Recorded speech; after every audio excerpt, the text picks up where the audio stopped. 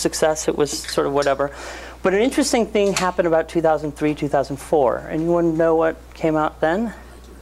iTunes, exactly. iTunes as a music store, right? iTunes shipped as a piece of software to load stuff onto your iPod. But the iTunes music store came out about 2003. And so right around 2003, 2004, the market basically said, oh, you're not a computer company.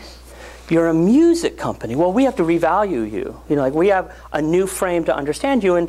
And that's essentially when their fortune started taking off. It was the first time they posted, Apple for most of its career has posted, you know, great profit-making quarters, and their stock goes down. It's been a really weird, it shows you that the stock market is really just legalized gambling.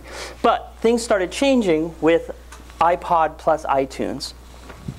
And that was a really good thing. I mean, if you're running Apple, that's something you protect. But right around that same time, they had an understanding about experience that changed the strategy of the company, and that was people don't really want to carry more than about 3 things in their pocket, period, on average. Anyone want to know what those, want to list what those are? Phone, keys, wallet. Almost. So wallet, I don't have my keys with me because I'm traveling.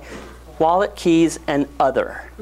And at that time, other wasn't usually, at least in the US, a phone. It was as likely to be a camera, an MP3 player, like an iPod, or especially for Apple, it was iPod, a PDA, if you remember those things. That third thing was a something.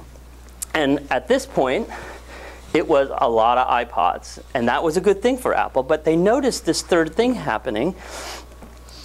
And they noticed this happening, which was right around this time frame, they knew mobile phones were starting to become really popular. And essentially,